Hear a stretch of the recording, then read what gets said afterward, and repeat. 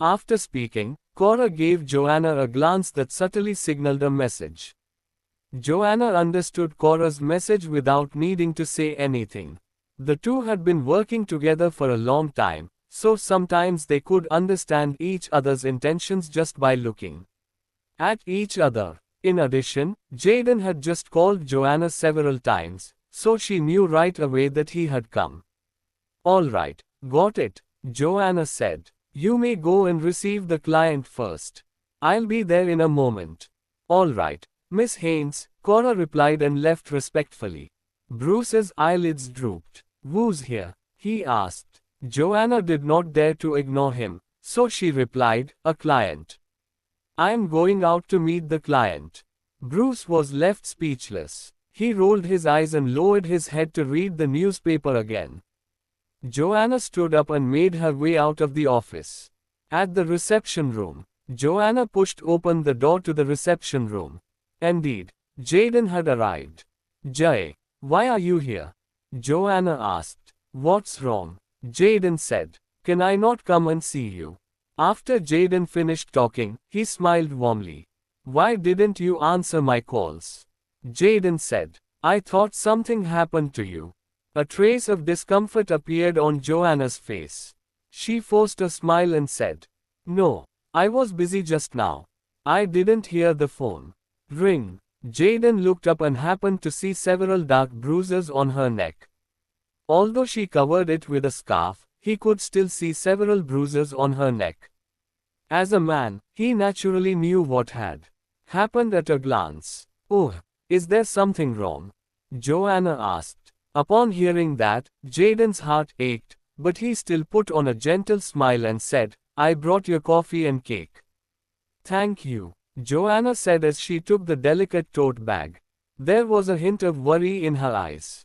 "Jay, if there's nothing urgent, you may go back first," Joanna said. "I'm a little busy today, so I probably don't have time to entertain you. I'll treat you to dinner tonight." Bruce was in the office now. Joanna was afraid that if they met, there would be another conflict between them again. Jaden paused. He felt a sense of disappointment. In the past, when Joanna was busy with work, he would watch her work in the office. He enjoyed watching her serious expression while working. Smiling face casual date is just a click away. Ads by Pub Future. But today, she did not even let him into the office. "By the way, the advertisement that Irwin shot the other day is very successful," Jaden said. "The response is particularly good." Chapter 101. "Really?" Joanna said. "That's great. So, I'll have to invite Irwin to shoot another advertisement," Jaden said. Jaden wanted to sign Irwin to his entertainment company. Firstly, Irwin was indeed very talented. He was especially cute and good-looking. Secondly, if he really signed Irwin, he would be able to meet Joanna more often. Joanna was left speechless. She was stunned. "Also, my company is preparing to shoot a movie," Jaden said. "We need a child actor. Irwin is very suitable for the role. Next Sunday, I want to take him to the production team for an audition." Joanna's expression turned serious. She declined without hesitation. "Jay, you know that I don't want my children to be in the public eye too often. So, I'm sorry, I have to decline this time around." Jaden said, "Joanne, with the media being so developed nowadays, it's hard to avoid exposure even if you want to. Moreover, Irwin is so cute. He can definitely develop a career in the entertainment industry. I've asked him. He's very interested in this industry. Don't worry, it won't affect his studies and life." Joanna shook her head and looked at Jaden awkwardly. "Jay, he's still young," she said. "He doesn't know what conditions he needs. I don't want him to be too picky about the choices in life." Jaden was not discouraged at all. He still tried to persuade Joanna. "Just shoot one movie," he said. "It won't take long. Just think of it as helping me. I really can't find a suitable candidate now." "Jay, it's really not possible this time around," Joanna said. Joanne. Just as Jaden was about to continue persuading Joanna, Bruce suddenly appeared at the door of the reception room. Joanna. Is he the client you mentioned? He asked. Upon hearing Bruce's voice, Joanna trembled involuntarily. Jaden was displeased. Bruce, why are you here? He asked. Bruce strode in and said, I'm a director of the company. Is it strange for me to be here? And you, why are you here? Joanna. I thought the company is going to set rules that non-employees cannot enter the company premises. Jaden said, Joanne. Jay. You may go back first, Joanna said. I'll treat you to dinner tonight. With that, she pushed Jaden's back, wanting him to. Smiling face casual date is just a click away. Leave quickly. Jaden looked extremely displeased. Joanne. Did he do something to you again? He asked. Joanna took a deep breath. A hint of helplessness flashed across her eyes. I'm fine, she said. Please leave first. Upon hearing that, Bruce let out a cold sneer and looked at Jaden in a wicked way. Hey, you guessed it right. He said. She. 12:47 Friday the 23rd of June. Chapter 101. Slept with me again. Do you still want such a woman? Bruce, you're not a fucking man. Jaden said. He was so angry that the veins in his temples bulged. He raised his fist and was about to hit Bruce. Jay, don't do it. Joanna said, immediately dashing forward to stop Jaden. Bruce smiled coldly and said, what right do you have to criticize me? You have gotten involved with every female artist under your management, haven't you? When it comes to womanizing, I'm no match for you. You are a womanizer, so why pretend to be sincere and loving? When Jaden heard that, it hit a nerve. Shut up, Bruce, he said. Indeed, several top female artists under his management had ambiguous relationships with him. Jaden could not help it. He was naturally romantic. All the female artists were young and beautiful. Facing such a gentle, handsome, and wealthy boss like Jaden, who would not want to get close to him? Even if he did not make the first move, those little minxes would do everything they could to throw themselves at him. Bruce looked at Jaden with a faint smile and a hint of disdain in his eyes. I'm warning you, he said. Joanna is my woman. She will be my woman for the rest of her life. Other men shouldn't think about trying to make a move on her, especially a playboy like you. Neither Bruce nor Jaden was a good person. Although Bruce did not sleep with Roxanne, he had also sought out many women. Privately, however, he was much more heartless than Jaden. He had never put any emotional attachment to those women. Usually, after having fun with them, he would give them a sum of money to cut off all ties. If he encountered women who pestered him, he would be disgusted. He would even send someone to teach them how to behave properly. Therefore, there were not many scandals about him circulating around. Joanne, don't listen to his nonsense, Jaden said. I really have feelings for you. Jaden was a little flustered and exasperated. He subconsciously wanted to explain to Joanna. Joanna frowned. Jay, don't say anything, she said. Go back first. We'll talk when we meet tonight. With that, Joanna pushed Jaden out of the reception room. Jaden said, HMPH. Bruce, don't be too overbearing. Jaden, you had better know your place. Bruce said, send gift. Although Jaden was also a scion from a top-notch wealthy family, he was still much inferior to Bruce. In particular, his family was a little chaotic. He had many siblings. Moreover, fly power of the family was still under his father's control. On the other hand, Bruce was the only child of the Everett family and the person in charge of the Everett family's billion-dollar business empire. Therefore, he naturally would not take Jaden seriously. Jay, don't stoop to his level, Joanna said. Leave quickly. As Joanna pushed Jaden toward the elevator, she kept giving him a series of eye signals, signaling that he should not confront Bruce directly. Jaden swallowed his anger and left resentfully. Joanna, I'm warning you, Bruce said. Keep your distance from Jaden. This is the last time I see you having contact with him. If I find out that you are in contact with him again, I'll make you regret it. Joanna was so angry that she felt a sharp pain in her heart and her eyes were almost spewing flames. Bruce, aren't you too domineering? She said. With that, Joanna walked angrily toward the office. Bruce chased after her. Ignoring the employee's gaze, he shouted, I don't want to pursue your past with Jaden anymore. From this moment on, if you dare to let him touch you again, you will be dead meat.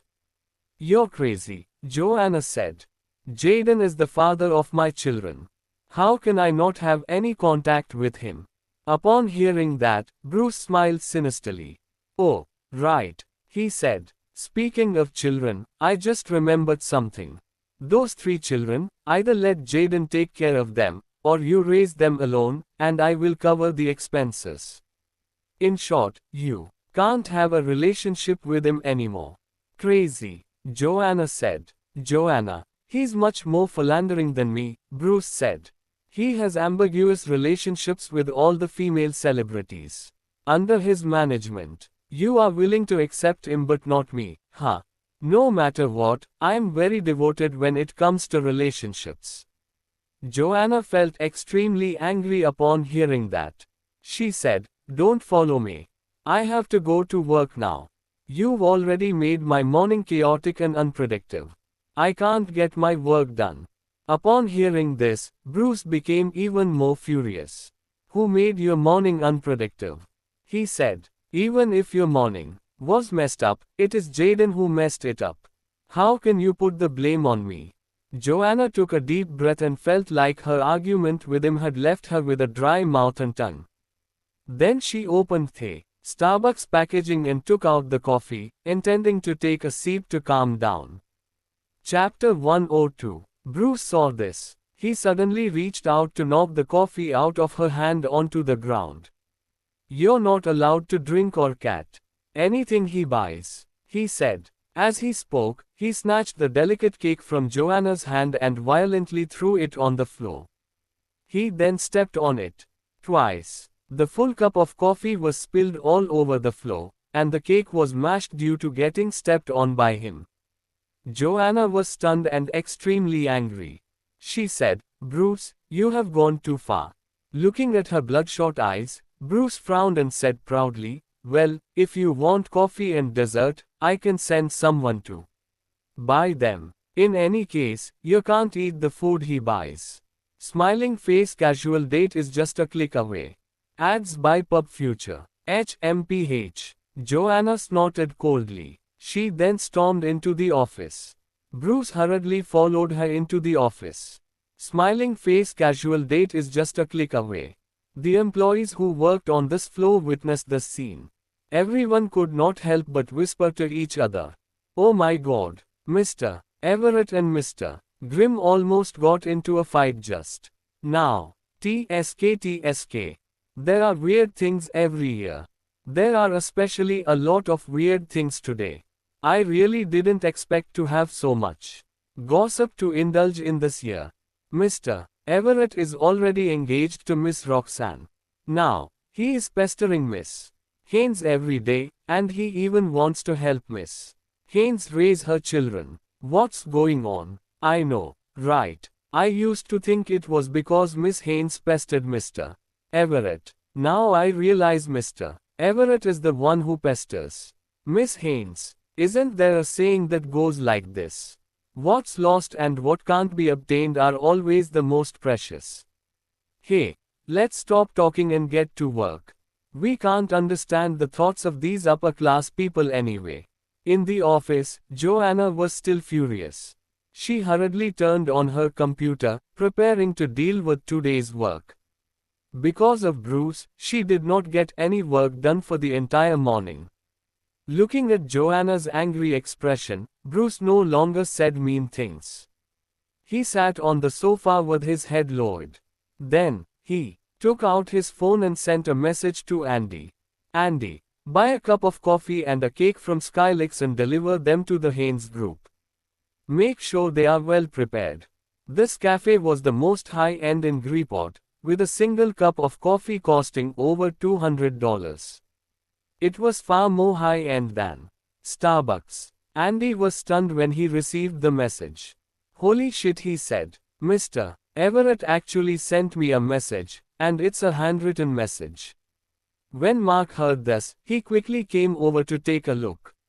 What's the matter? He said. What instruction did Mr. Everett give? Mr. Everett asked me to buy coffee and cake and deliver them to the Haynes Group. Andy said. What?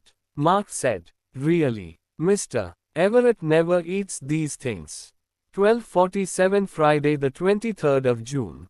Chapter 102. Needless to say, it must have been bought for Miss Haynes. Andy said. He then quickly replied to Bruce's message. Got it. Mark shook his head and clicked his tongue. He could not help but tease, Oli, this relationship is getting more and more complicated. Mr. Everett ignores the billion-dollar business of the Everett Group and goes to work at the Haynes Group instead. Has Mr. Everett lost his mind? Let's not talk about it anymore.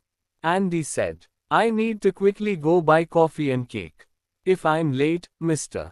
Everett will get angry. Again. Well, you should go quickly then. Mark said. Andy did not say anything else. He hurriedly took the car key and left the Everett Group. Half an hour later, Andy arrived at the Haynes Group, panting and carrying the coffee and cake. Andy, why are you here?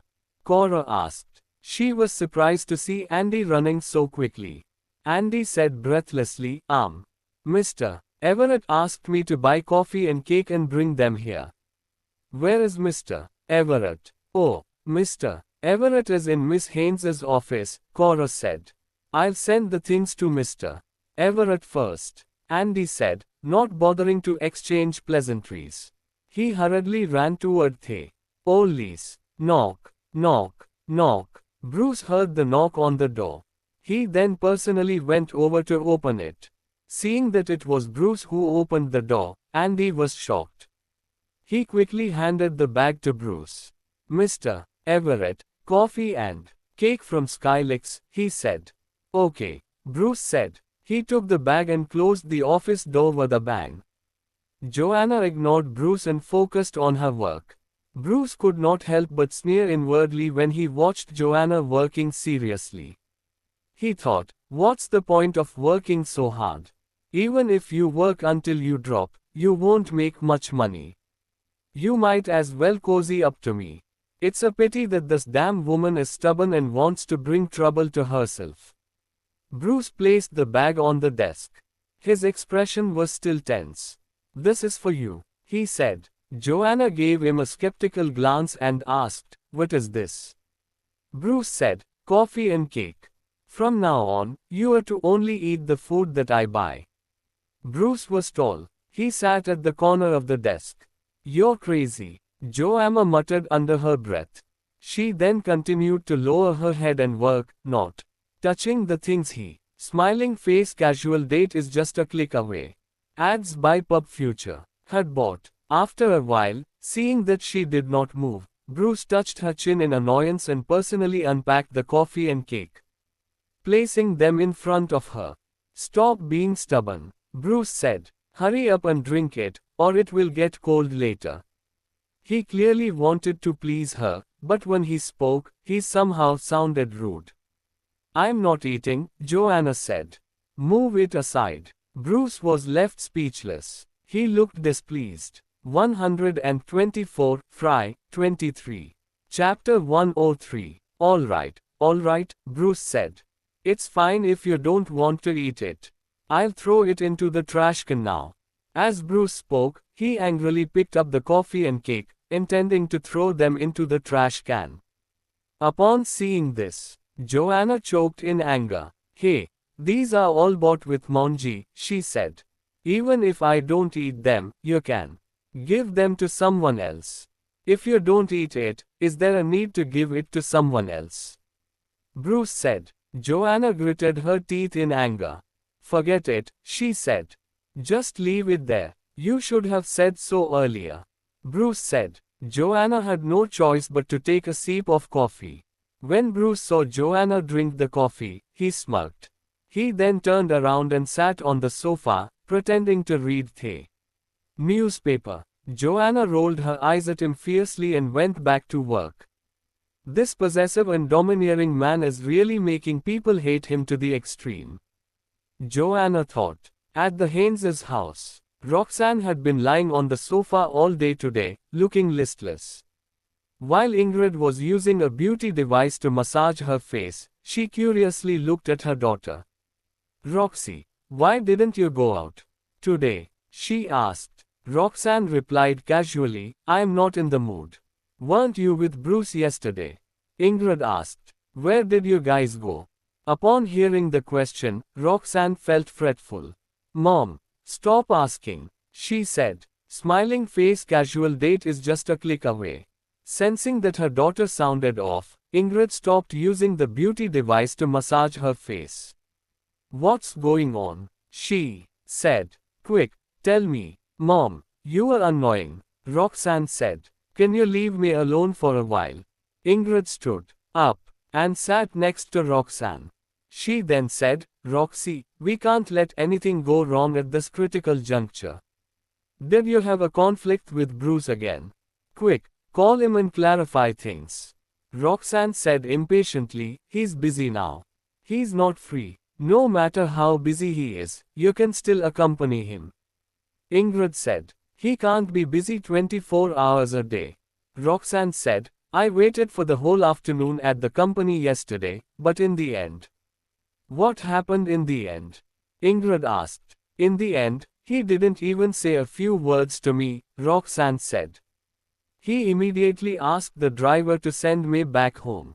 Upon hearing that, Ingrid widened her eyes and said, send you back home? Then where did you go last night? When Roxanne heard that, she realized that she had said the wrong thing. I didn't go there, Roxanne said. Ingrid suddenly raised her voice and said, Roxy, you didn't go to see that poor guy, did you? 1248 FTI. Chapter 103. I didn't, Roxanne said, her eyes shifting slightly. You didn't, huh? Ingrid said. If you didn't go to see him, why are you avoiding eye contact? It's not that I want to reprimand you, but this kind of poor guy shouldn't be messed with. Once you get involved, it's hard to get rid of them. Quick, call Mr. Everett now. TM not going to call. Roxanne said. Hurry up, Ingrid said. You have to strike while the iron is hot. It's a rare opportunity for you to take advantage of Margaret's illness to ease your relationship with him. It's a critical time now, so you shouldn't give him the silent treatment. Listen to me, be accommodating. No matter what, we can't let anything go wrong with the marriage. Roxanne had no choice but to take out her phone and call Bruce. Beep, beep, beep. Bruce's phone rang. Oh, send gift. The call was from Roxanne. Bruce put the phone back into his pocket. He had already made up his mind to cut off all ties with Roxanne. From the beginning, there was a misunderstanding between him and Roxanne. Now, there was even less of a need to prolong the misunderstanding. Beep, beep, beep. The phone kept vibrating. Mr. Everett, you are so busy, Joanna said, sneering without even lifting her head. You'd better hurry back to do your own things. Bruce said, you are in such a hurry to drive me away, huh? After I leave, you'll be able to seduce other men, right? Joanna rolled her eyes and said irritably, Bruce, I really have no idea what you are thinking. Didn't we agree to have nothing to do with each other after the divorce? You are already engaged. You should be spending time with your fiancé. The 2 years of marriage had caused her so much pain that she would never forgive him for the rest of her life. It had not been easy for her to finally move on from the emotional pain that she experienced during her relationship with Bruce. Hence, there was no turning back for her. Joanna, Whether or not I have a fiancé, it doesn't prevent me from being with you, Bruce said. Are you saying that you can date other women, but I can't date other men? Joanna said. Bruce raised his eyebrows slightly and said, you can interpret it that way. HMPH, what a unique way of thinking. Joanna said. What makes you think I'll agree to it? It doesn't matter if you agree or not. Bruce said. If you don't, I have plenty of ways to make you agree. Bruce, don't you think it's low and boring of you to do this? Joanna said. I don't think so. Bruce said. No matter what, Bruce would do whatever it took to get what he wanted. He was determined to achieve his goals, even if it meant resorting to unscrupulous means. Perhaps it was his sense of superiority since childhood that made his personality paranoid and spoiled. Sometimes, even when he liked something very much, he would deny it in his heart over and over again. Joanna shook her head speechlessly. She then continued to look down at her computer. Bruce stood up and slowly walked toward her, saying, Joanna, there is still a chance for us to continue our relationship. As Bruce spoke, he fell into a moment of contemplation. Then, he said, I don't even mind you having children with another man. Smiling face casual date is just a click away. Ads by Pub Future. So why are you still putting on airs? When Joanna heard this, she almost laughed out of anger. Are you saying that I should be deeply grateful for your tolerance? She said. Chapter 104. Shouldn't you? Bruce said. Bruce, aren't you too narcissistic? Joanna said. Do you think that all the worry in Greyport love you and like you? Isn't that the case? Bruce said. He had always been very confident about his charm. He was Greyport's richest man, and he was so handsome and so young. Shouldn't women like him? Joanna choked. She was extremely angry. Mr. Everall, you seem to be overly confident, Joanna said. I suggest you buy a mirror and take a good look at yourself. There's no need to check, Bruce said. No man is as handsome as me in Greyport. So, if I'm interested in you, you should feel extremely honored. Joanna was left speechless. She felt uncomfortable after listening to what was said. This was the first time she realized that Bruce was so shameless. He was simply a narcissist. At first, her first impression of him was that he was steady and wise, exuding a cool and noble demeanor of a scion. His demeanor immediately captivated her, back when she was still a young girl. Now, it seemed that it was really an illusion. In the entire Greyport, there was no man who was more shameless than him. Bruce adjusted his tie slightly and walked toward her with a wicked smile. Don't come over, Joanna said. If you want to say something, just sit there and say it. Upon seeing Bruce approaching her, Joanna unconsciously felt nervous. Yesterday's frightening experience had left her still feeling uneasy and unable to fully recover her composure. Why? Bruce said. Do you hate me so much now? Joanna's eyes flickered for a moment. She did not dare to answer, yes. She really hated him now. She hated his bossiness, his desire to control, and his ruthlessness. Bruce, I am begging you.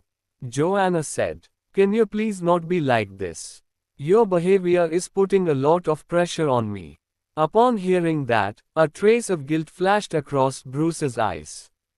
Up to now, he had to admit that he really liked her. Or perhaps he had always liked her, but he was unwilling to admit it. In the past, he stubbornly wanted to repay a debt of gratitude. He had been forcing himself to like Roxanne. Coupled with a misunderstanding with Joanna, he had tortured and humiliated her in every way possible. Presently, he had let go of his inner turmoil and finally realized how much he truly loved her. Beep, beep, beep. Bruce's phone vibrated frenziedly again. If someone had the audacity to call him like this and he did not answer, it could only be Roxanne at the other end of the line. Joanna paused and looked at Bruce with a solemn expression. Bruce, You've already hurt me, Joanna said. Don't hurt Roxanne again. 2 quarters. Chapter 104. Bruce was left speechless. He was stunned. Joanna said, in the past, you insisted on divorcing me because you wanted to give Roxanne the title of being your wife. Now that you are engaged to Roxanne, you still want to get involved in a comply-act relationship with me. Is it okay to be so fickle? Bruce frowned when he heard that. He said, Joanna, it was a misunderstanding right from the start. I made a mistake. The woman I should have loved is actually you. 10 years ago, he mistakenly thought that Roxanne had saved him, so he developed feelings for her. But now, he knew that the person who had truly saved him was Joanna. If he had known back then that it was Joanna who saved him, he would never have ended up with Roxanne. Joanna looked at Bruce with an incredulous expression after hearing this. Now, no matter what he said, she would not believe him. Bruce, you're really funny, Joanna said. How can there be right or wrong when it comes to matters of the heart? Bruce took a deep breath in shock. He knew that repaying the debt of gratitude to someone that saved him with romantic love might sound old-fashioned, but that was exactly what he had thought at that time. Smiling face casual date is just a click away. He was the only child of the Everett family. If he died, his grandmother would be very sad. Therefore, not only had his Sevier saved him, but also his grandmother and the Everett family. As a result, he thought offering his love to his Sevier was the right thing to do. What happened between me and Roxanne was a misunderstanding, Bruce said. Roxanne was the one who took away everything that was originally meant for you. What you are saying is very strange, Joanna said. I don't know what you are talking about. What happened between you and Roxanne was a misunderstanding. What happened between you and me was a misunderstanding. Can you not use misunderstanding as an excuse? Joanna could not help but mock.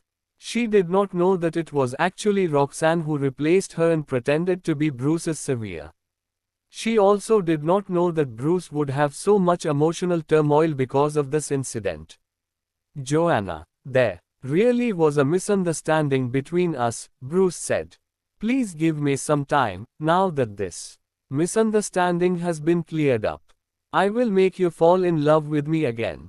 Without waiting for Bruce to finish, Joanna interrupted him. There is no misunderstanding, she said. And I don't want to know what misunderstanding it is. I just want to live a peaceful life. Please don't disturb my life anymore. Joanna, please stop talking, Joanna said. Stay away from me, okay? At the Haynes' house, Roxanne called Bruce more than 10 times, but no one answered. Ingrid watched anxiously from the side and said, How is it? Is the call connected? Roxanne said dejectedly, No. Bruce has been refusing to answer my calls. Upon hearing that, Ingrid looked even more anxious. She said, Oh no, this is going to be troublesome. Listen to me. Hurry up and go to his office to look for him. Mom, I don't want to go, Roxanne said. Ingrid looked displeased. You have to go even if you don't want to. She said, If you don't want to go alone, I'll go with you. Let's go. Hurry up and change your clothes. Roxanne pounded the sofa impatiently. Mom, can you not be like this? She said, You are giving me a lot of pressure. I'm annoyed. Do you know that? I'm doing this because I'm worried about you, Ingrid said. If your marriage with Mr. Everett falls through, think about how our family will live in the future. How will others see you in the Haynes family? Upon hearing that, Roxanne leaned back and lay on the sofa. She was on the verge of a breakdown and felt helpless. Bruce had already ignored her. She did not know what else she could do.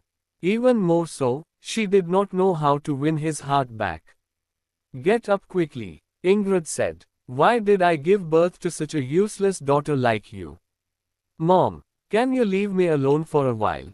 Roxanne said. I've got intense mental stress now. No, I can't, Ingrid said. It's a critical situation right now, and you still don't have a sense of crisis. Ingrid stepped forward and grabbed her daughter's arm, trying to pull her up. Roxanne pounded her head hard. She glared at Ingrid with teary eyes and said, "Mom, can you stop forcing me? If you force me again, I'll die in front of you. I'm serious this time around." Upon hearing that, Ingrid was so frightened that she felt a tightness in her chest. She did not dare to nag Roxanne anymore. Her tone softened. All right, she said. "I won't force you anymore, okay?" As she spoke, she could not help but mutter quietly, "Sigh, why am I so unlucky to have such a useless daughter?" When Sean heard the two of them arguing, he quickly came down from upstairs. "What are you two arguing about again?" he asked. Ingrid rolled her eyes and said, "What else can we argue about?" As soon as Sean heard that, he knew that they were arguing about Roxanne's marriage. He said, "Oh my, marriage is predetermined from one's past life." Chapter 105. If they are not fated to be husband and wife, then they might as well not get married. It's not like our family can't afford to provide for Roxy.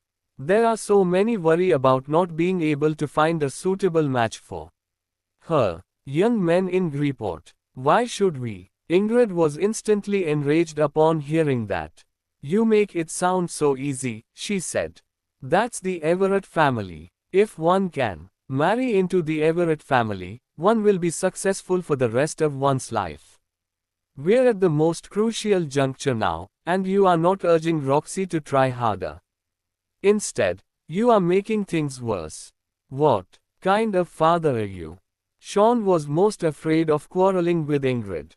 Whenever they quarreled, Ingrid would be like a strong fighting rooster, pecking him until he retreated continuously. All right, stop quarreling," Sean said. "Let nature take its course. Don't give Roxy too much pressure. It's not like our family is so poor that we have to rush for her to marry into the Everett family." Without waiting for Sean to finish talking, Ingrid had already placed her hand on her waist and pointed at Sean's nose as she started to argue. "HMPH, do you really think the Haynes family has a lot of money?" she said. "We're just living off our past. Smiling face casual date is just a click away. Ads by Pub Future. Earnings. You're no longer the chairman of the Haynes Group. Our entire family has been chased out of the Haynes Group. Now, all of our expenses rely solely on the meager dividends and rent. The rest can only rely on our savings. How long can that last? When I attend banquets with those rich ladies, they are no longer interested to talk to me anymore. It's only after Roxy gets engaged that I can get back into their circle." When Sean heard this, he sighed with a frown. "Why are you always so vain?" he said. "You haven't changed at all in all these years." Ingrid got even more intense and aggressive in arguing back. She pointed her finger at Sean's head and said, "HMPH, do you regret it now? Why didn't you say you regretted it when you were with me back then? I have spent half of my life with you. I gave birth to your children, and I take care of a lot of household chores for you. And now, you despise me for being old and unattractive. Tell me, are you seeing another woman outside of our marriage?" Sean took a few steps back in defeat and said, "Geez, what are you talking about? I'm already at this age, you know. HMPH, you men, as long as you can still breathe, it's impossible not to think about women." Ingrid said, "Don't assume I don't. No, you are fooling around behind my back." Roxanne was feeling very annoyed and fretful from listening to her parents' argument. She then raised her voice and shouted at them, "Dad, Mom, can't you just stop arguing?" she said. Ingrid lowered her voice and said, "What's wrong? Can't you argue with your father? If you ask me, it's all because of that damn Joanna. If she hadn't come back, we wouldn't have had any of these problems. The moment she comes back, she's the bane of our family. Hubby, I've told you to disown her, but you refuse to listen. Sean was so frustrated that he slammed the table in anger. You are doing it again, he said. What you said is impractical. Joanna is my daughter. This is a fact that can't be changed in this lifetime. Even if I announce that I am cutting off my father-daughter relationship with her, does that mean she's no longer my daughter? Ingrid stomped her foot hard and said, Mr. Everett ignores Roxy. Who knows, maybe he's with Joanna, that despicable woman. Right now. Hubby, hurry up and call your good daughter. Warn her not to get too close to Mr. Everett. Chapter 105. Sigh. I'm really scared of you. Sean said. He was so scared that he did not dare to speak up. What are you waiting for? Ingrid said. Hurry up and call. Are you waiting for them to get together before figuring out a solution? Don't forget that she was the one who seduced Bruce 6 years ago. Stop accusing Joanne, Sean said. What happened 6 years ago was not because of Joanne. Okay, Ingrid said. Why wasn't it because of her? If it wasn't because of her, would Mr. Everett and Roxy's marriage be delayed for so long? Ingrid was used to throwing tantrums and treating Sean harshly. Sean was dejected. He did not have the strength to argue anymore. Ingrid said, Hubby, if Mr. Everett and Roxy's marriage fails, what will you do? Don't just stand there. Quick, call Joanna. Roxanne could not stand it anymore. She was further annoyed by the argument. Do whatever you want, she said. I'll go upstairs first. As she said that, she stood up and ran upstairs. Sean had no choice but to pick up the phone and call Joanna. Beep, beep, beep. Inside the office, Joanna was arguing with Bruce when the phone rang. Joanna took a look and picked up. Hello, Dad, what's the matter? She said. At the other end of the line, Sean sighed dejectedly. I want to talk to you on the phone, he said. Joanna was stunned. Dad, what's the matter? She said. Just say it. Did you meet Bruce these past few days?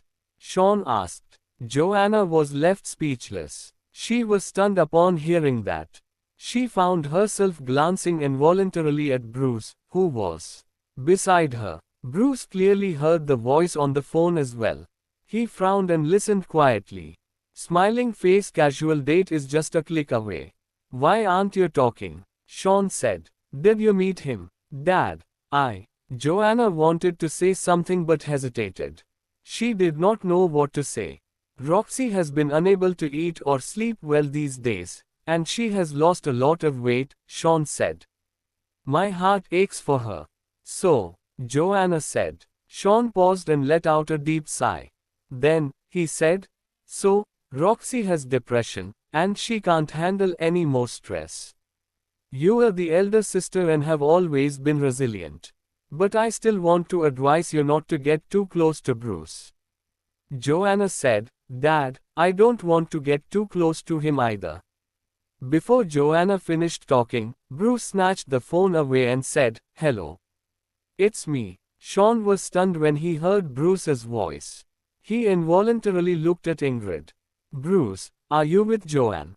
He said. Yes. Bruce said. 12. Fry. 23. Chapter 105. Sean was left speechless. He was stunned. Ingrid's eyes instantly widened. She held her breath and listened quietly. Bruce, what's wrong with you now? Sean said. Sorry. Bruce said. Roxanne and Bruce wanted to explain the reason to Sean directly.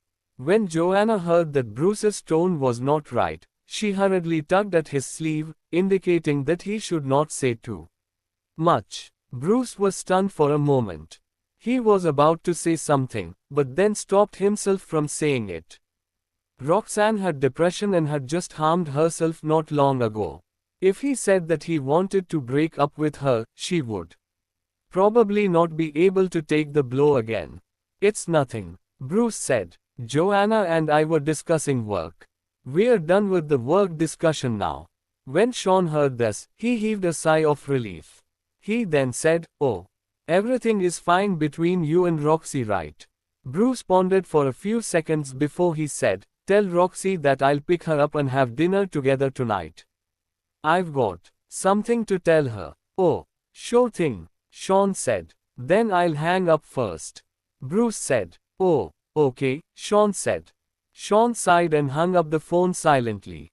"How is it?" Ingrid said. "Is Bruce with that bitch Joanna again?" "They were discussing work," Sean said. "You were overthinking." HMPH, discussing work. Ingrid said. "What work do the two of them have to talk about? A man and a woman talking about work, huh? You expect me to believe that? No way. Joanna the bitch must be trying her best to seduce Bruce again." Sean frowned and said, "Let's not talk so much. Bruce said that he'll have dinner with Roxy tonight." "Oh really?" Ingrid said. "Then I'll hurry up and urge Roxy to dress up." As Ingrid spoke, she quickly went upstairs with a clattering sound. Ingrid said, "Roxy, open the door. Mr. Everett just said on the phone that he's picking you up for dinner tonight. Quick, get dressed up." Roxanne did not believe her at all. She replied impatiently, "Mom, stop annoying me." "It's true," Ingrid said. "Why didn't you believe me? Hurry up. You look terrible now. If you don't dress up, you'll scare people." In the office, Bruce hung up and returned the phone to Joanna. Joanna said, "Bruce, let's not continue to be entangled in this complicated situation anymore." Without waiting for Joanna to finish talking, Bruce suddenly pulled her into his arms. "Oh, asterisk. 12:49 Friday the 23rd of June. Chapter 105. Bruce kissed her deeply and tightened his arms around her a little bit more. He wished he could merge her into his body. Joanna was instantly frightened. She pushed and hit Bruce with all her might. Fortunately, Bruce only kissed her and did not do anything else. Send gift. 5 minutes later, Joanna was almost suffocating. It was only then that Bruce reluctantly let go of her. If she had not been hurt badly yesterday and he did not want to hurt her again, he would not have been able to control himself. Joanna's entire body was weak. She fell weakly onto the chair and looked at Bruce in fear. She said, "Bruce, don't touch me again." She was really afraid of him. That kind of unbearable dominance and strength. That feeling of forced submission. Perhaps, some women just like the feeling of being subdued. But she really could not take it. Looking at Joanna's tearful eyes that were filled with fear, she was simply like a frightened deer. She was very beautiful, so much so that her look could intoxicate people. Bruce's emotions were affected by Joanna's fear and vulnerability. He hugged her gently and said, "Be good and listen to me. You're not allowed to think about anything else. And you're not allowed to date other men." Joanna was left speechless. Her heart skipped a beat. "Did you hear that?" Bruce said as he raised her chin and stared deeply into her eyes. Joanna's eyes flickered. She avoided his gaze. "Bruce, I beg you not to force me anymore," she said. Bruce raised her chin and said in a low voice, "If you don't behave, I'll be angry. From today onwards, you're not allowed to date other men. If I find out, you know the consequences." Joanna was left speechless. She frowned gently. She really had to think of a way to avoid this domineering man. "Respond to me," Bruce said. Joanna's chin hurt from being pinched. She replied helplessly, "Got it." After hearing her answer, Bruce smiled satisfactorily. He planted a kiss on her forehead and kissed her lips. "I'll leave then," Bruce said. "I'll come and see you tomorrow." "Okay," Joanna said. Pretending to cry, she wanted him to leave as soon as possible. "Give your husband a kiss," Bruce said. Puff. Joanna really could not take it anymore. She tried her best to break free from his control. "Bruce, that's enough," Joanna said. Bruce curled her lips slightly and said with a faint smile, "You're not being obedient again, are you?" Joanna's heart skipped a beat. She took a deep breath and gently kissed his cheek. However, the kiss was very light, like a feather gently brushing against his cheek. Chapter 106. Bruce smiled. No matter what, Joanna had started to give in. That's good, he said. If you're good, I will dote on you. When Joanna heard that, she swallowed her anger and ignored him. I'm leaving, Bruce said. With that, he stood up and left. After all, there was still a pile of work in his company waiting for him to deal with.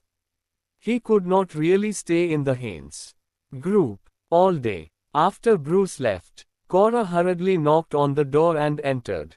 She looked at Joanna with lingering fear and said, Miss Haynes, are you okay? Did Mr. Everett make things difficult for you again? I'm fine, Joanna said. She breathed a sigh of relief, propped her hand on the desk, and held her forehead in frustration. This can't go on like this, she thought. If she wanted to dissociate herself from Bruce, she had to stay away from him. Cora, have you checked the factory site in Porush that I asked you to look into? Joanna said. I've been looking at it for the past 2 days, Cora said. There are 2 suitable locations, but the rent is a little high. Joanna sighed and said, the company needs to expand its business model now. Mossbourne is developing very fast, so we need to seize the opportunity and open a branch in Mossbourne. After all, the rent in Greyport is too high, and the labor cost is also high. It's not a bad idea to move the factory to Porush. Make some preparation. Come with me to Porush tomorrow to inspect the factory sites. All right, Miss Haynes, Cora said. Joanna made up her mind. If she wanted to get rid of Bruce's entanglement, she had to leave Greyport. Now, taking advantage of the opportunity of expanding the scale of the Haynes group, she planned to set her sights on. Smiling Face Casual Date is just a click away. Ads by Pub Future. Mossbourne. After all, Greyport's rapid development had almost reached its limit. If she wanted to make a strong comeback, she could only explore new opportunities for development. Porush and Greyport were separated by sea, and they were also special economic zones. It was just the perfect place to build a factory. After Cora left, Joanna did not dare to delay any longer. She hurriedly turned on her computer and prepared to deal with her current work. She had to hurry up and arrange her current work as she would visit the site in Porush tomorrow and the day after. Tomorrow, at the Haynes' house, Ingrid was still knocking on the door of her daughter's room. Roxy, come out quickly, she said. Bruce really asked you out for dinner tonight. Mom, can you stop bothering me? Roxanne said. Beep, beep beep. Roxanne's phone rang. Roxanne picked up her phone and glanced at it. Surprisingly, it was a call from Bruce. Roxanne was instantly overjoyed. She quickly jumped off the bed and opened the door. Mom, be quiet, she said. Bruce is calling. Upon hearing this, Ingrid immediately stopped talking. Her face was full of anticipation. Roxanne closed the door again and answered the call. Hello, Bruce, she said. You finally call me. 12:49 Friday the 23rd of June. Chapter 106. Bruce's cold voice could be heard from the other end of the line. Roxy, are you free tonight? He asked. Oh yes, I am, Roxanne said. I'll pick you up tonight, Bruce said. Let's have dinner together. Upon hearing that, Roxanne restrained her excitement and responded softly, Okay, Bruce. All right, get ready, Bruce said. I'll pick you up at 8 in the evening. Okay, Roxanne said. Bruce hung up the phone as soon as he finished talking. After hanging up, Roxanne was still a little surprised and flattered. Bruce had not taken the initiative to call her for a long time, but tonight, he actually took the initiative to call and ask her out for dinner. After Roxanne hung up, Ingrid could not wait to ask. Roxy, what did Bruce say? Ingrid asked. Mom, Bruce just called me and said that we'll have dinner together later. Roxanne said. Upon hearing that, Ingrid smiled brightly and said, I told you so, but you didn't believe me. Quick, get out of bed and dress up nicely. Okay, Roxanne said. She brightened up and quickly got out of bed to wash her hair and put on makeup. At 8 in the evening, Bruce's car arrived punctually at the entrance of the Haynes' house. Roxanne looked especially beautiful today. She had put in a lot of effort to dress up and even had her nails done. Bruce, where are we going to eat tonight? She asked. How about going to Blue Pavilion, that place we went the other day? Bruce said. Roxanne smiled gracefully and said, okay. Bruce then turned on the ignition. Bruce, why do you have time to ask me out for dinner today? Roxanne asked. Bruce was driving. His profile looked like a sculpture, perfect and extremely cold. Well, I've got something to tell you, he said. Roxanne's heart skipped a beat. She asked carefully, what is it? Let's talk about it over dinner, Bruce said. All right, Roxanne said. Her eyes flickered for a moment. She felt uneasy. Bruce stopped talking. He drove the car quietly. Half an hour later, the car pulled up by the entrance of Blue Pavilion. Let's go in, Bruce said.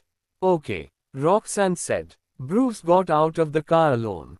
In the past, he would always open the door for Roxanne like a gentleman. But today, after getting out of the car, he walked straight to the restaurant. Moreover, he walked very fast. 12:49 Friday the 23rd of June. Chapter 106. Roxanne quickly got out of the car and followed Bruce. They entered the restaurant. Bruce had already reserved a table. It was the same one near the window when they came previously. What do you want to eat? Steak and mushroom soup, please. All right. Me too. Sure. Please wait a moment. The service manager came forward to serve them personally. After a while, the steak was served. Bruce did not say a word during the nearly 20 minutes of waiting for food. The atmosphere was quite gloomy and awkward. Finally, Roxanne could not stand it anymore. She filled the silence by saying something. Bruce, you said earlier that you have something to tell me, she said. What is it? Bruce cut the steak and looked up. Roxanne looked at him expectantly, with big and attractive eyes that were full of gentleness and vulnerability. Bruce shifted his gaze again and glanced at the deep cut on her wrist. He chewed his steak, but still hesitated. If he were to mention breaking up with her now, she would probably try to hurt herself again. About the wedding. Bruce said. Oh, what about the wedding? Roxanne asked. Bruce paused for a few seconds. I'm a little busy this year, so the wedding may have to be postponed until next year. Roxanne was left speechless. When she heard that, her heart skipped a beat. They had originally agreed to get married in October, but now it was suddenly postponed to next year. Smiling face casual date is just a click away. She knew that he did not want to get married and that he was making excuses to postpone it. Bruce, the wedding can be postponed until next year, Roxanne said. We can get the marriage license first and temporarily not hold the wedding. Without waiting for Roxanne to finish talking, Bruce interrupted her and said, no. Grandma's health isn't good. We have to wait for Grandma to recover before holding the wedding. We'll talk about it next year. Upon hearing this, Roxanne was even more stunned. She was holding the knife and fork to cut the steak earlier. She now stopped cutting the steak. Judging from Bruce's tone, he might not even marry her next year. However, she did not know how to argue back. Fortunately, Bruce did not mention breaking up. This made her feel a little more at ease. After a while, Roxanne broke the silence again and asked softly, Bruce, is it because of Joanna? Bruce's eyes turned cold. He raised his eyebrows slightly and looked at Roxanne coldly as he said, you should not compare. 12:49 Friday the 23rd of June. Chapter 106. Yourself to Joanna or think that Joanna's actions will affect your relationship with me. I don't want anyone to interfere in the matter between me and Joanna, including you. Gee. When Roxanne heard this, she felt as if her heart had been stabbed by a knife, was cold and painful, and her eyes instantly turned teary. Despite feeling dissatisfied, she did not dare to say anything more. Ever since Bruce found out that Roxanne lied to him, she had become extremely submissive and humble whenever she was in his presence. She was no longer the little princess that he doted on. While Roxanne was silent, Bruce had already finished his steak. Are you full? Bruce asked. Roxanne was not in the mood to eat anymore. She stuttered and said, I'm full. Let's go then, Bruce said, getting up from his seat eagerly. Roxanne was stunned. He looked at Bruce in a daze and said, Bruce, where are we going? It's still so early. Why don't we go watch a movie? I have a meeting tonight, Bruce said. I'll send you back first. Upon hearing that, Roxanne felt even more upset. She spent the whole afternoon dressing up for the date, but now, after less than an hour of dining out, he was so eager to send her back. Bruce, it's still so early, Roxanne said. I don't want to go back. Can you accompany me a little longer? She spoke gently. There was even a hint of pleading in her tone. Bruce frowned for a moment. Eventually, he still turned her down. Let's do it another day, he said. I have to attend an international meeting tonight. Send gift. Bruce. Hurry up, Bruce said. Roxanne had no choice but to get up and leave the restaurant with him. After getting back into the car, Bruce remained silent. He turned on the ignition as soon as Roxanne fastened her seatbelt. Just as the car left the car park, they happened to see a silver Bentley coming toward them. Bruce felt a sudden shock upon seeing the car that he suspected belonged to Joanna. He glanced at the license plate. It was indeed Joanna's car. He reckoned that Joanna also came to this place to eat. Thinking of this, Bruce looked displeased, suspecting that Joanna must have made an appointment with a man. It was rare for someone to come to such a high-end restaurant alone to eat. Roxy, I have something to do now, so I can't send you back, Bruce said, stepping on the brake abruptly and stopping the car on the roadside. Please take a taxi by yourself. Roxanne was jolted by the sudden stop of the car due to inertia. She looked at Bruce in shock and said, Bruce. Bruce looked a little uncomfortable. Why don't I call Andy and ask him to pick you up? He said. Bruce, why are you in such a hurry? Roxanne said. What are you going to do? Bruce said. I suddenly remember something very important that needs to be dealt with right away. Get out of the car first. Upon hearing that, Roxanne was so angry that her face turned red. Smiling face, casual date is just a click away. Ads by Pub Future. It had never occurred to her that Bruce had treated her coldly to such an extent. Bruce, what's more urgent than the matter between us? Roxanne said angrily, stiffening her body and refusing to get out of the car. I'm not getting out of the car. Bruce frowned and made up his mind. Drive back by yourself then, he said. As he spoke, Bruce threw the car key to Roxanne. Then, he got out of the car and left without looking back. Bruce. Roxanne hurriedly got out of the car. Bruce was already walking into the distance. Over here, Joanna had just parked her car, opened the door, and got out of the car. She had just arranged to have dinner with Jaden. Today's incident was quite a scene, so she naturally wanted to treat him to a meal and apologize to him. However, she never expected Bruce to be here too. After getting out of the car, Joanna took out her phone and involuntarily called Jaden. Hello, Jay, she said. Are you here? Jaden was almost there. Yes, he said. I'll be there in 5 minutes. 12:49 Friday, 23. Chapter 107. I'll go in first then, Joanna said. It's the same seat as last time. All right, Jaden said. As Joanna hung up the phone, locked the car doors, and prepared to head toward the restaurant, a tall and sturdy figure suddenly blocked her way. Joanna was so frightened that she stopped in her tracks. When she looked up, she was even more frightened. She took a step back. "Bruce, why are you here?" Joanna asked. Bruce frowned and looked inside her car. There was no one else. "Whom did you make a dinner appointment with?" Bruce asked. Joanna was at a loss for words. Her eyes widened. "Aren't you being too nosy?" Joanna said. "Can't I even ask someone out for a meal?" Bruce's handsome face was extremely displeased. "Is the person you are meeting a man or a woman?" he asked. "Is it Jaden?" Joanna suddenly felt anxious. She took a deep breath and looked at Bruce irritably. "Mr. Everett, you're really strange," she said. "Does it have anything to do with you whom I'm meeting for a meal?" "Of course it does," Bruce said. "Are you meeting a man or a woman?" Joanna was so angry that she could not help but curse.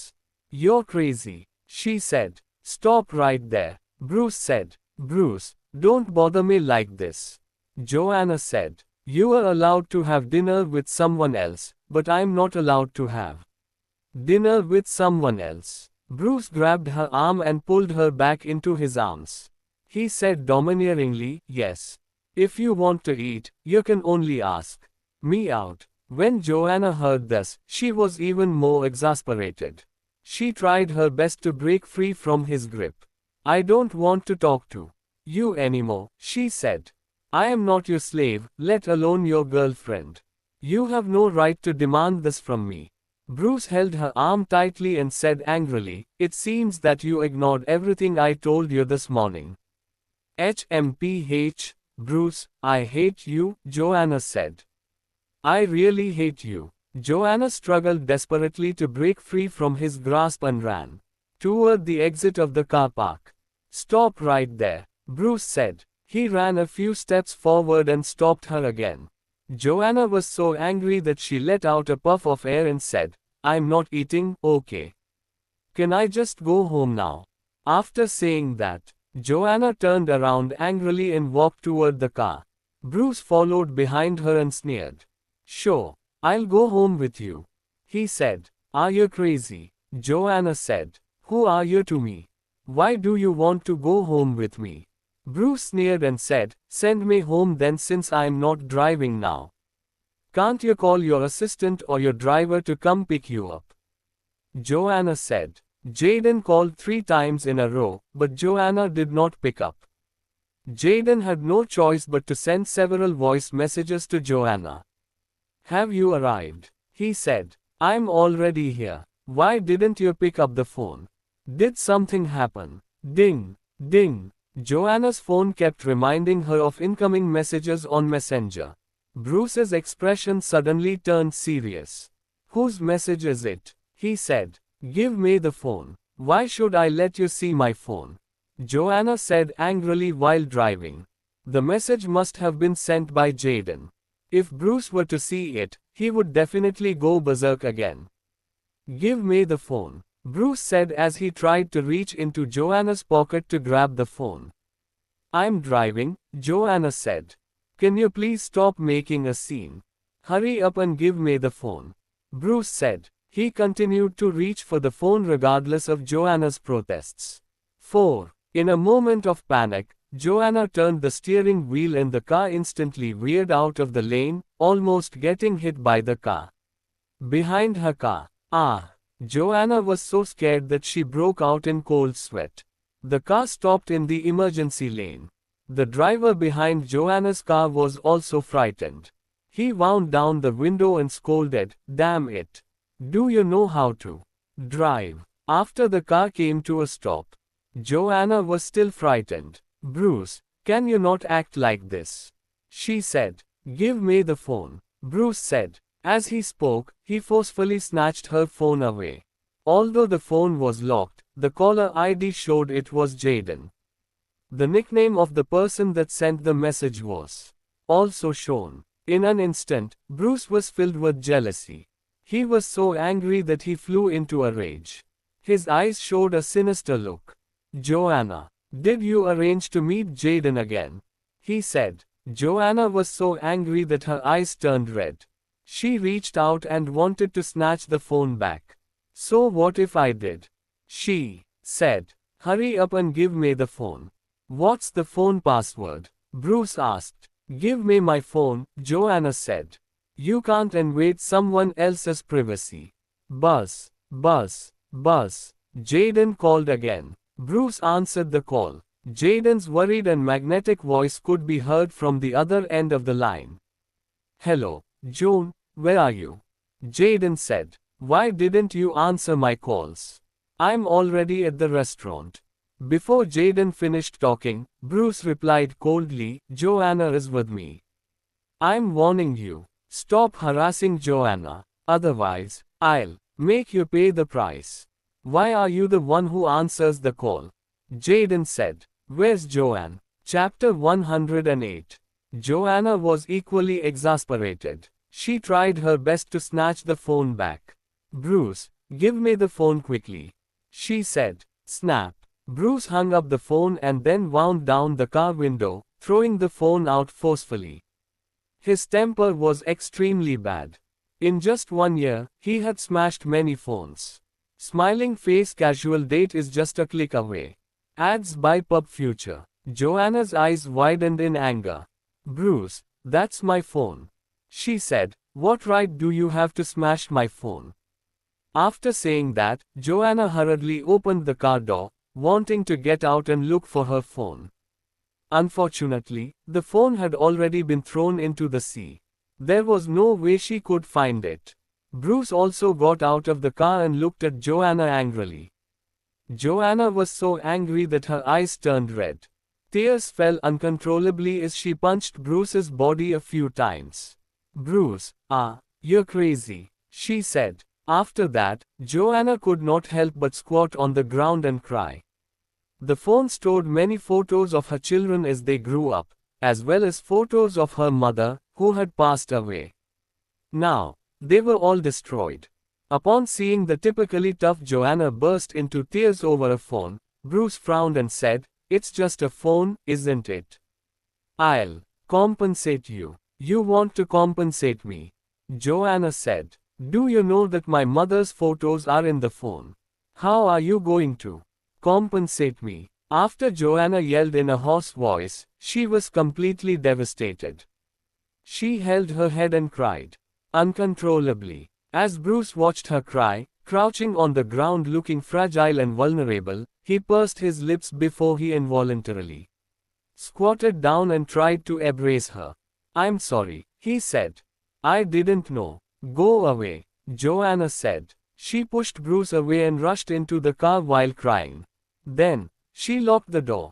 Joanna, open the door. Bruce said. He was anxious. He knocked on the window hard.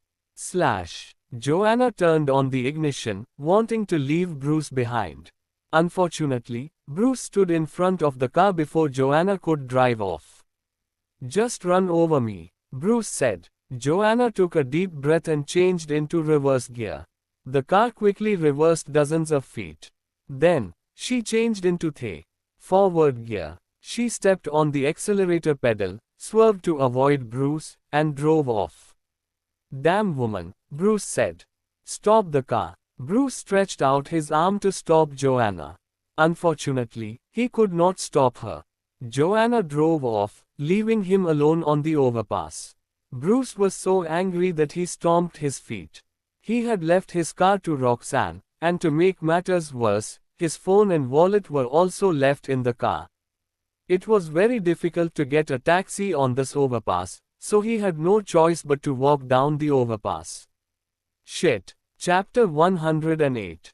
Fuck. Bruce took off his tie and walked down the overpass. Rumble. The sky rumbled with thunder.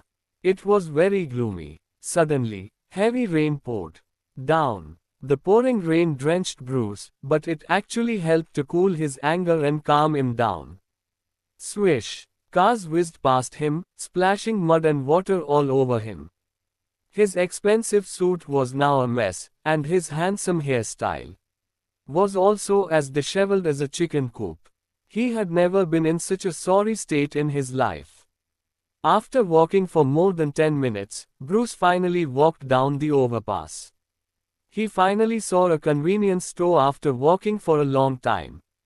Bruce had already been drenched in the rain for more than 20 minutes. He was thoroughly soaked, and he was so cold that there was no warmth at all. When he saw the convenience store, he hurriedly went into the convenience store to take shelter from the rain. Is there a payphone here? Bruce asked. The female shop assistant looked at Bruce with a surprised expression, but she did not say anything. In this era, it was rare to see people using payphones. Moreover, judging by Bruce's appearance, even though he looked disheveled, he did not seem like he could not even afford a cell phone. Sorry, we don't have one, the female shop assistant said. Bruce bit the bullet and said, "Can I borrow your phone?" "Oh, okay," the female shop assistant said. She hesitated for a moment before obediently handing the phone to him. Bruce took the phone and hurriedly called Andy. Beep, beep, beep. The call was quickly picked up. "Hello," Andy said. "Who's this?" Bruce said coldly. "It's me. Quickly come over to pick me up." Andy was stunned. "Mr. Everett, where are you now?" Andy said. "Can you send me your location?" Bruce looked around in frustration. Then, he said, "There's a convenience store under the overpass in Balsha. I'm here. Come over quickly." "Mr. Everett, can you send me your exact location?" Andy said. "I just told you the address," Bruce said angrily. "Don't make me repeat myself." Andy was scared and his heart skipped a beat. He no longer dared to ask questions. "Oh, okay," he replied. After making the call, Bruce returned the phone to the female shop assistant and said, "Thank you." 1249 FTI. Chapter 108. The shop assistant was also shocked by his tone. She replied in a soft voice. "You're welcome," she said. Despite Bruce's disheveled appearance, the shop assistant could not resist highlight some face as well as his innate air of refinement. The shop assistant stared straight at Bruce. She felt that he looked very similar to the Mr. Everett in media reports. However, she quickly changed her mind and thought that it could not possibly be him. "Who's Mr. Everett?" she thought. "He's the wealthiest man in Greenport. How could he be in such a sorry state?" 20 minutes later, several luxury cars whizzed and stopped at the entrance of the convenience store. Andy and a few bodyguards in suits hurriedly got out of the car and rushed toward the convenience store. Upon seeing Bruce, Andy's eyes widened in surprise. "Mr. Everett, are you okay?" Andy said. "How did you end up like this?" Bruce looked displeased. He immediately walked out of the shop and said, "Cut the crap. Give a tip to the shop assistant." "Oh, okay," Andy said. He hurriedly handed the umbrella to the bodyguard beside him and rushed back to the convenience store. He opened his wallet and took out a $200 banknote. "Thank you," Andy said. "This is a tip from Mr. Everett." After saying that, Andy put the $200 banknote on the cashier's counter. Without waiting for the shop assistant to say anything, he hurriedly left. Looking at the luxury cars outside and the tip on the cashier's counter, the shop assistant's eyes widened in shock. Now, she was certain that the person that came in earlier was Bruce Everett. "Oh my God, it really is Mr. Everett," she said. Bruce returned to the car and Andy quickly got into the car. "Mr. Everett, aren't you supposed to have dinner with Ems Haynes?" Andy said. "Stop asking," Bruce said. "Ekhu, ekhu." Bruce could not help but sneeze a few times. Upon seeing this, Andy was so frightened that he did not dare to speak. He quickly took out a tissue and handed it to Bruce. Bruce wiped his face with the tissue. He then suddenly thought of something. He said, "By the way, let's take a round on the overpass now. Turn around. Get on the overpass." A few cars whizzed onto the overpass again. Soon, They arrived at the spot where Bruce had thrown Joanna's phone. "Here it is," Bruce said. "Stop, stop." The driver hurriedly pulled over. "Find a few professional divers and salvage a phone for me," Bruce said. Andy was left speechless. He looked displeased. "It seems that Mr. Everett has thrown a cell phone again," he thought. "And this time around, he throws it into the sea." He still felt that it was a little strange. In the past, after Bruce smashed his phone, he would immediately get a new one. "Got it, Mr. Everett," Andy said. After Roxanne was left behind by Bruce, she drove to look for Gavin in a fit of anger. In front of a dilapidated village house, a top-notch luxury car suddenly arrived, looking out of place. "Wow, Roxy, is this your new car?" Gavin said as he sat in the front passenger seat of the Maybach, looking pleasantly surprised. Even if he worked hard for the rest of his life, he probably would not be able to afford such a car. Roxanne replied coldly, "It's not my car." Gavin's eyes were filled with envy. "This car is expensive, right?" he said. "It costs at least $1 to $1.2 million, right?" HMPH. Roxanne snorted coldly. She did not answer Gavin's question. "Wow, this car is so cozy," Gavin said. He could not help but smack his lips. Looking at Gavin's envious gaze, Roxanne felt even more bored. The gap between Gavin and Bruce in terms of social status and wealth was just too wide. "Roxy, can I drive it?" Gavin said. "I've never driven such an expensive car before." "Okay," Roxanne replied angrily. She then stopped the car. After all, Bruce left her behind. With a vengeful mentality, Roxanne got out of the car and exchanged seats with Gavin. Gavin got into the car and started the engine carefully. However, this car had a very powerful engine. Gavin had never driven a luxury car before, so he could not control it at all. He accidentally stepped on the accelerator pedal too hard. The car suddenly accelerated forward. A loud bang could be heard. Chapter 109. The front of the car hit the tree in front of the house. Instantly, the two of them were scared silly. After a long time, Roxanne finally came back to her senses. She yelled at Gavin, "Are you dumb?" she said. "How can you be so careless? How did you even manage to hit a tree?" 1. Gavin was also stunned. He hurriedly went down to check. The front of the car was deformed from the impact and there was a dent where it hit the tree trunk. "Do you know that this isn't my car?" Roxanne said. Gavin was so scared that he broke out in cold sweat and said, "What should we do then?" "Roxy, don't be anxious. It isn't very serious. I can get someone to fix it." "Are you crazy?" Roxanne said. "Do you know that this car costs over $2 million? It can only be sent to a car dealer for repairs. Smiling face casual date is just a click away. Ads by Pub Future." Gavin was so scared that he did not dare to say a word. Since Gavin had crashed the car, Roxanne did not dare to tell Bruce. Naturally, she could not file an insurance claim and she had to pay for the repair costs herself. This was not the most crucial thing. The most crucial thing was that if Bruce found out about Gavin's existence, he would definitely dump her. However, Bruce had a lot of cars. He had also given a few luxury cars to Roxanne.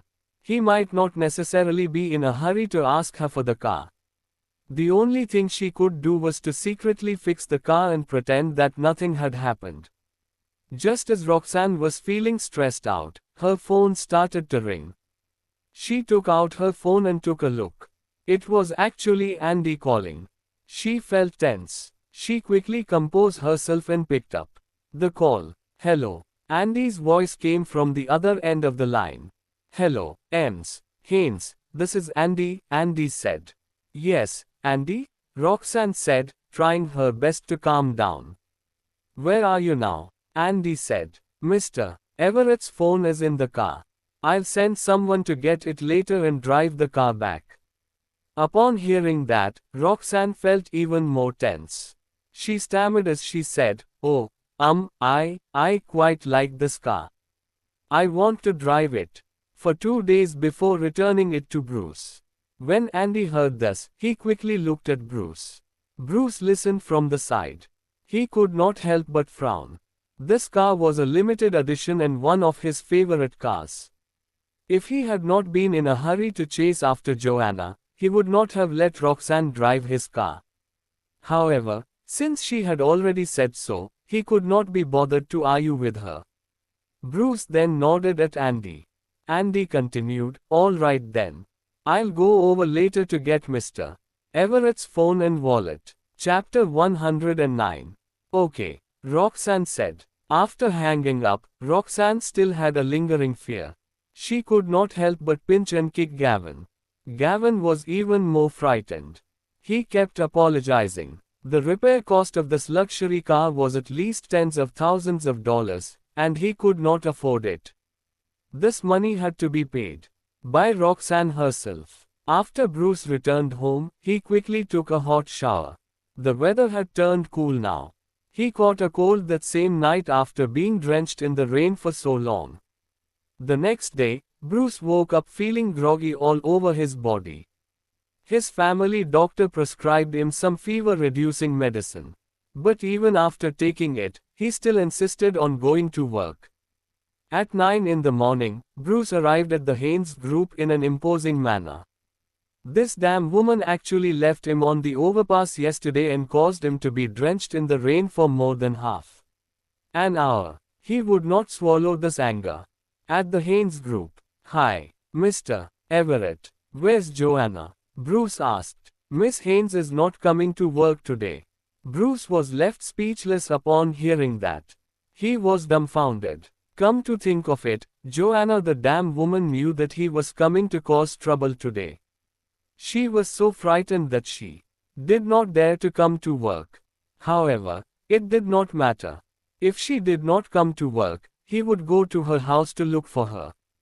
"Quickly call her and ask her to come back for a meeting," Bruce said. Miss Haynes went to Mossbourne today. Smiling face, casual date is just a click away." Bruce was left speechless. He was even more dumbfounded upon hearing that. "What is she doing there?"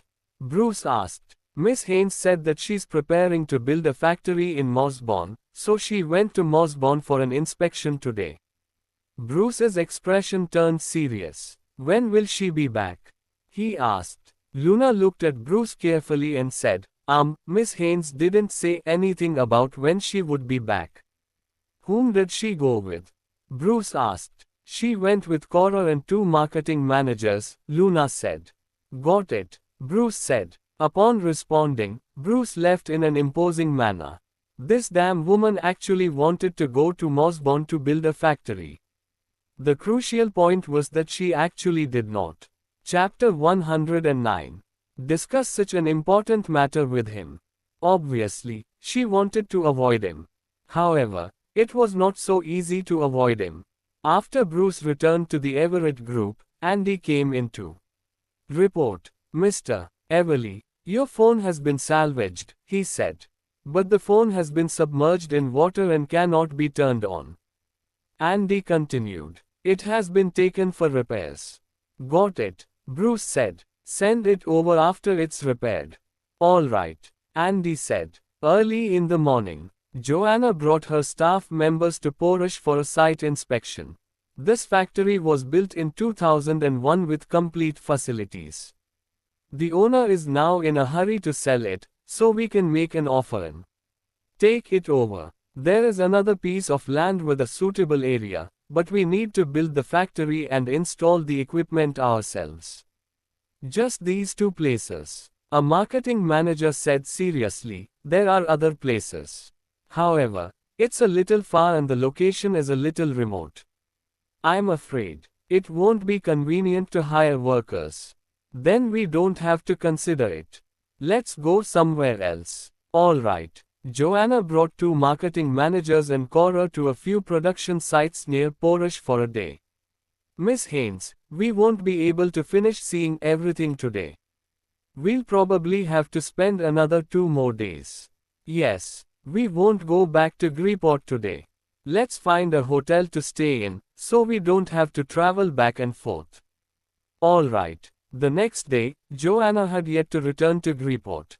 Bruce was furious. He called more than 10 times, but Joanna did not answer at all. He had no choice but to call Cora. Hello, Cora said. It's me, Bruce said. Bruce. Cora felt tense upon hearing that it was Bruce. Oh, hi Mr. Everett, she said. Is there anything you need to instruct me? Are you with Joanna? Bruce asked. Yes, Cora said. Send me the address, Bruce said. I want to come over. Huh? Cora looked surprised. She whispered to the person next to her. Miss Haynes, Mr. Everett's calling, she said. Who's calling? Joanna said. It's Mr. Everett, Cora said. 12:49 Friday the 23rd of June. Chapter 109. Hang up on him, Joanna said. As Joanna spoke, she took the phone and said, Bruce, don't call again. Beep, beep. Joanna immediately hung up. Bruce was even more furious. This damn woman actually dares to hang up on me, he said. After ranting, he called again. Miss Haynes, Mr. Everett is calling again, Cora said. Ignore him, Joanna said. Switch off the phone. Cora did not dare to disobey Joanna. She had no choice but to switch off her phone. When Bruce dialed back, the customer service voice came from the other end of the line. Hello, the phone you were trying to reach has been switched off.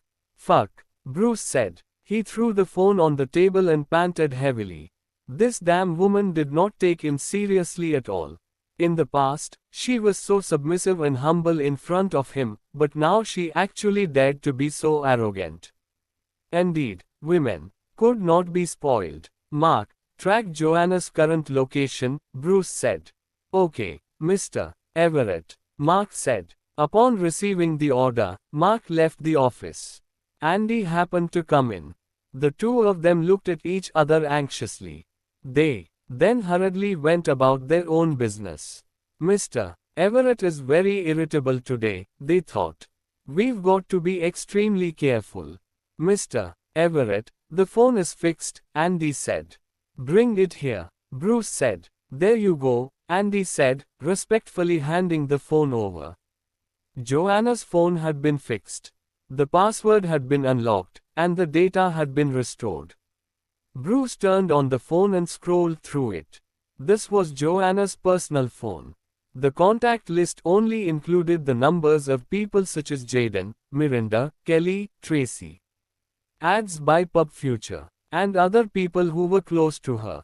She used another phone for work, so Bruce was not in her contact list. He only had her work phone number and not her personal phone number. A surge of jealousy instantly overwhelmed him. Damn, woman, you didn't save my phone number, Bruce said. Bruce cursed resentfully before flipping through the photo album angrily. In the photo album, almost all the photos were photos of Joanna's 3 children. From the time when the children were 1 or 2 months old until now, these photos captured many moments of their growth. As Bruce looked through the album, he felt an inexplicable sense of affection. He could not help but think how nice it would be if they were his own children. Unfortunately, these adorable children were the children of that trash, Jaden. How infuriating. At the bottom of the photo album were photos of Joanna when she was young, as well as photos of her and her mother. After looking through the photo album, Bruce was stunned for a moment. 12:50 Friday. Chapter 110. There were no photos of Jaden.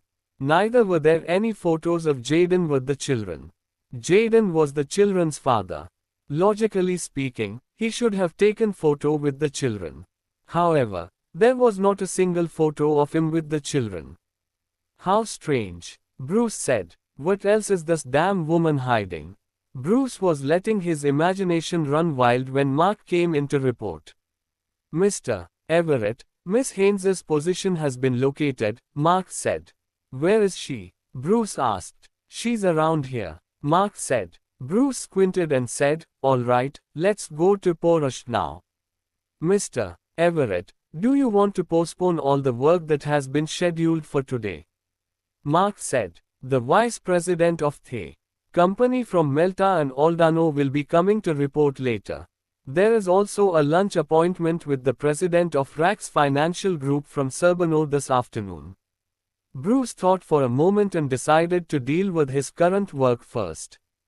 Let's wait for a while then, he said. Cancel tonight's social engagement. All right, Mr. Everett, Mark said. In the evening, Joanna and the others had strolled around for a whole day. The four of them were already exhausted. Fortunately, they had already found sites that they liked. One of the sites had an old factory that occupied an area of more than 100,000 square feet. They could acquire it directly and install the equipment to start using it. The other factory site had a cheaper rent, but they had to build their own factory. Let's look for another day tomorrow, Joanna said. If there's no better option, we'll have to choose one of these two options. Tell me, which one do you think is more suitable? Michael, who was the marketing manager, frowned and said seriously, I think the first site is better. We can start working after bringing in the equipment. The Skywinds Group and the Nearace Group have large business volume. If we build the factory now, it will take at least a few months. Yes, Joanna said. Another marketing manager, George, added, but the rent for the second factory is cheaper. If we want to develop in the long term, we definitely have to choose the second one. All right, Joanna said. Let's look around for another day tomorrow. Also, we have to discuss it with Mr. Paul and Mr. Roger. Cora smiled and said, then let's extend the hotel stay for another day. All right, Joanna said. Michael smiled and said, Miss Haynes, do you want to go out and unwind?